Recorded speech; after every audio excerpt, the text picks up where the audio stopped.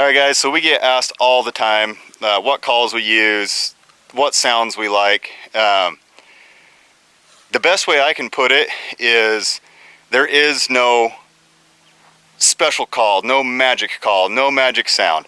It doesn't exist. Every area, every time of year, every coyote, they're all different. Good example, I used to never hunt. All I did was fish. I've caught fish on anything from a $30 lure down to catching fish on boogers when I was a kid. Yes, I said that. I have caught fish on boogers. So you can call a coyote in with anything. I've heard people call them in with sirens off of ambulances. They'll be parked on the side of the highway somewhere and have their sirens going. Coyotes will come in. We called one in with my cell phone up in Idaho. You guys have seen the video for that. If you haven't, go check it out, my whitetail hunt. We called one in with a cell phone. Just a horrendous sound that's on my cell phone, and we called one in. Obviously, there are things that are going to work better. There are things that are going to work worse. But the only way to know is to get out and test it out for yourself and spend the time learning the patterns of your coyotes in your area and for that time of year.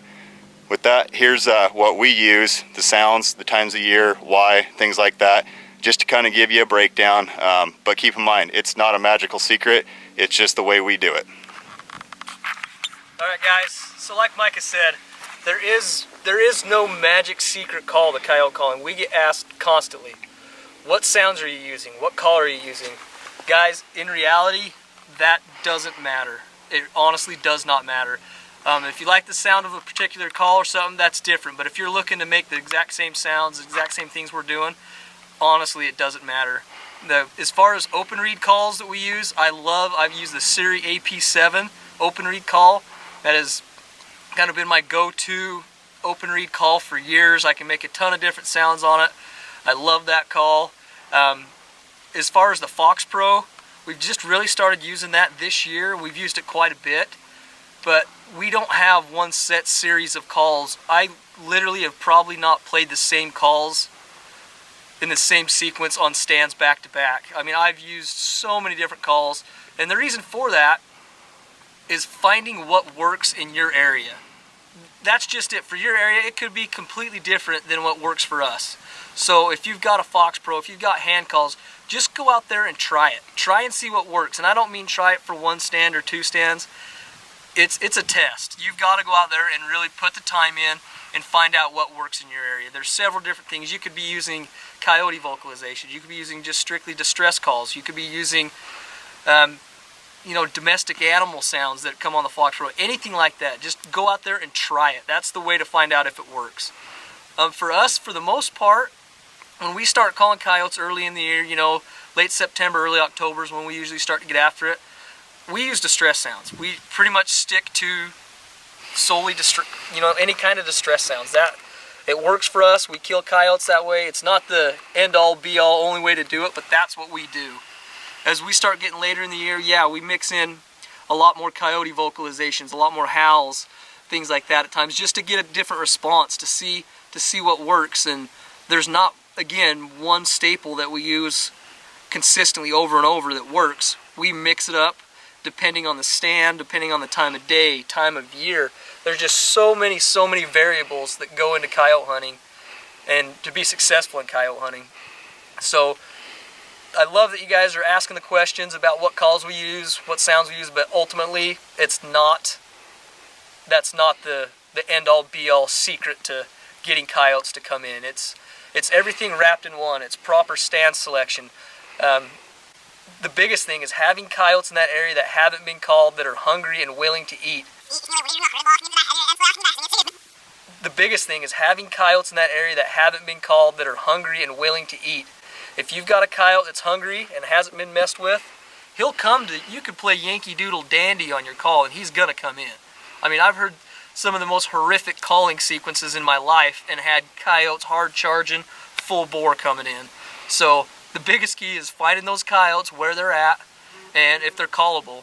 I get all the time people say, gosh, I've got so many coyotes here. I hear them howling every night. They're right here. What should I do? I've been out trying to call them. Well, odds are if they're howling at you when you're out there calling, they know something's up. They've either seen you walk in, they're not hungry, they've been called. You know, there's tricks you can do, and you just got to mess with them and see if you can lure those coyotes out. But just because there are coyotes there does not mean you're going to call coyotes in.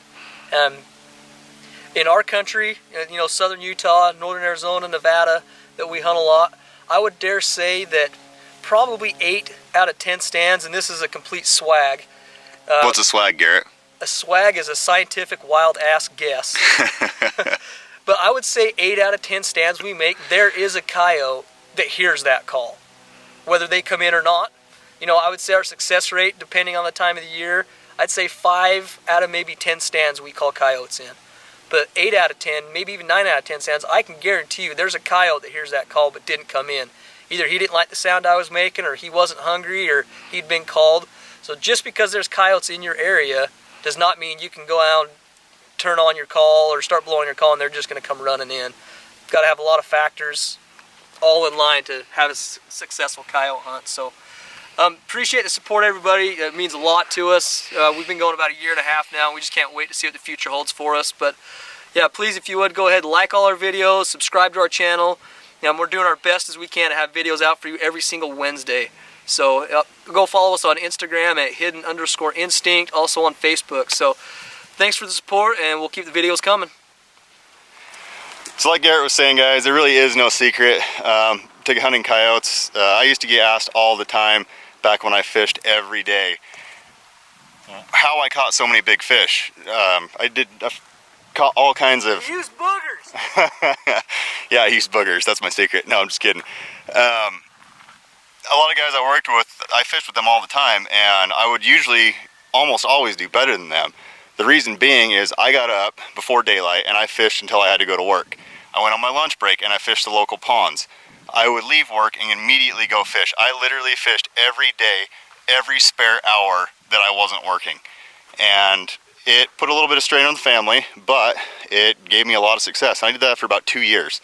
So it wasn't that I had some secret, it was that I spent a lot of time doing it, and eventually odds will catch up with you.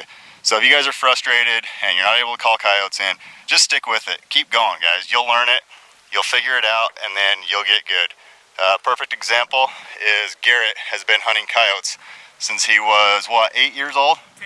10. Since he was 10 years old was when he called his first coyote.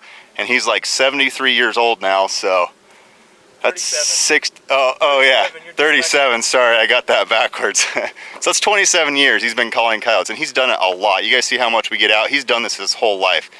That's why he's successful. And I just won't lie, kind of piggybacked on behind him, and I'm good at running the camera, so that's the only reason I have any success. So stick it with it, guys, and you'll have some success.